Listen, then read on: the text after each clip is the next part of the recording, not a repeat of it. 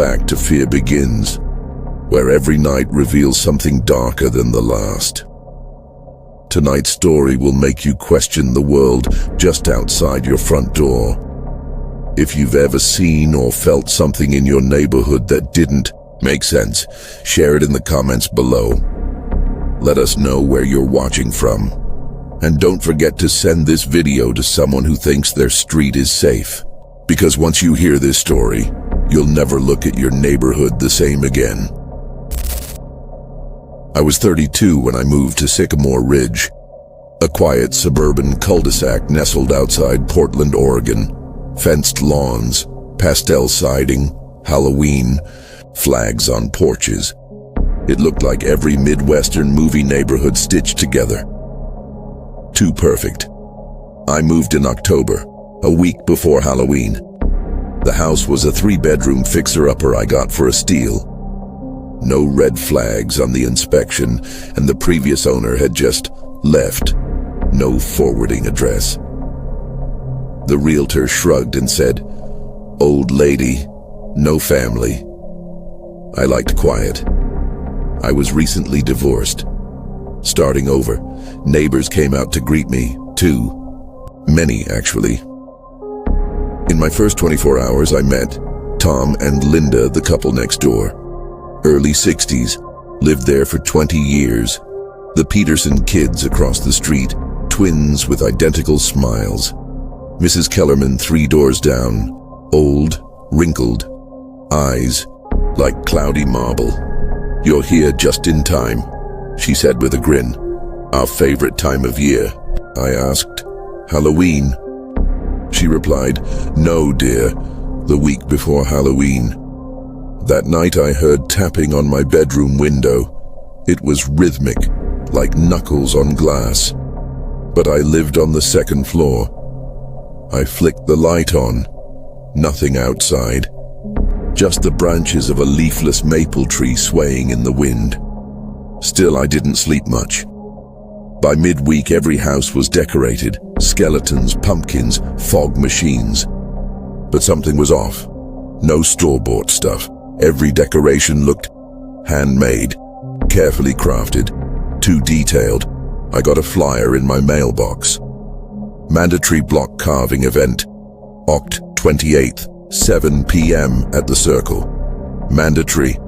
That night, I showed up to the cul-de-sac center. All the neighbors were there. Long tables were set up with carving tools and raw pumpkins. Dozens of them. Maybe hundreds. Each pumpkin was already marked with patterns, not fun faces. These looked like symbols. Carving commenced. I sat next to Tom. He was focused, meticulous. I asked, "So, what exactly are we carving?" He replied, without looking up, "We carve to remember, to keep them out." "Who?" Tom paused. "You're new, you'll see." By the end, the cul-de-sac glowed with eerie faces and sigils. Mrs. Kellerman leaned in close and whispered, "The eyes see what's carved in fear. They don't come where fear is burned." I left early. That night, all my windows were fogged from the inside. Every single one. And in the condensation, someone had drawn eyes. October 29th. My dog, Bentley, a retriever with no sense of fear, started growling at the backyard. I went out with a flashlight. Near the fence, I saw something. It stood maybe 7 feet tall, half in the shadows, humanoid, but thin, unnaturally so, its head tilted like a curious bird. I stepped closer. It vanished. No footsteps, no sound. In the dirt near the fence, I found a shoe print, but it was facing the wrong way, as if whatever it was had been walking backwards. Told Tom about it the next morning. He only asked, "Was it watching your house or the others?" I said, "Mine." He nodded. "Then it knows you haven't carved properly." He handed me another pumpkin. "Try again." And this time, don't make it smile. I woke up to silence, not unusual except that it felt wrong, like the whole world was holding its breath. I looked outside. The Petersons' house was gone. Gone. Not vandalized. Not burned. Just gone. The lot was empty. No rubble. No lawn. Just flat earth and a single tree. I rushed across the street. Stood there. I knew I wasn't crazy. That house was there yesterday. I went to Tom's house.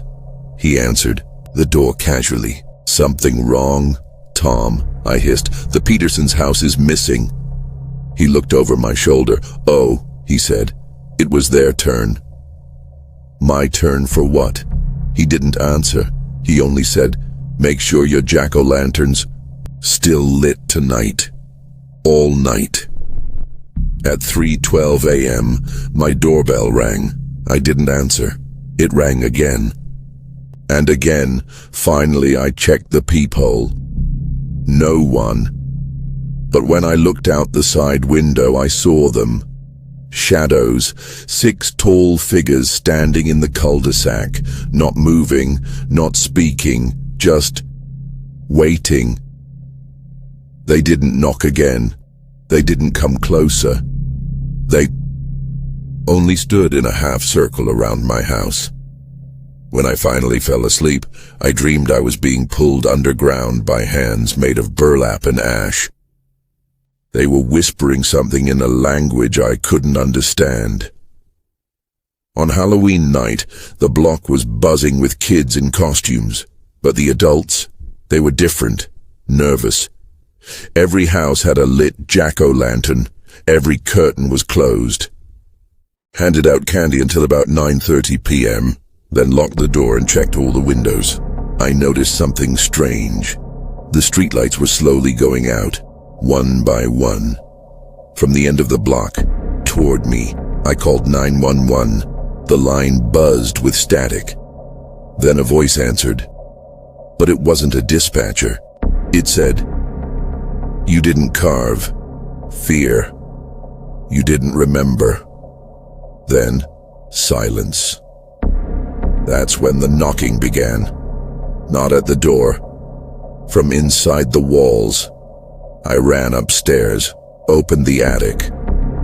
The light bulb flickered, and I saw the entire town. A perfect miniature replica of Sycamore Ridge in the attic. On a table, all the houses were there. Even mine. Except the Peterson house was gone, and next to it, mine was flickering, fading. I blinked, and the tiny version of my own house disappeared. The room started to collapse inward, like a vacuum pulling in time and space. The last thing I remember was being yanked back, as if someone grabbed my shirt collar, then nothing. I woke up in a hospital. They told me I was found unconscious on the side of Highway 26.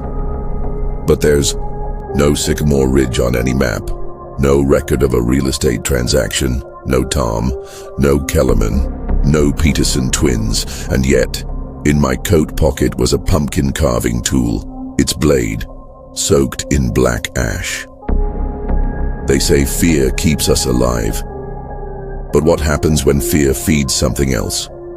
Sycamore Ridge may be gone, but every Halloween someone sees houses vanish, lights flicker, and shadows return. So if you move somewhere quiet, and the neighbors ask you to carve, carve. Carefully. Thanks for watching Fear Begins. Comment below where you're watching from, and share this story with someone who needs to double-check their windows tonight. Until next time, keep your jack-o'-lantern lit and never trust a neighborhood that's too quiet.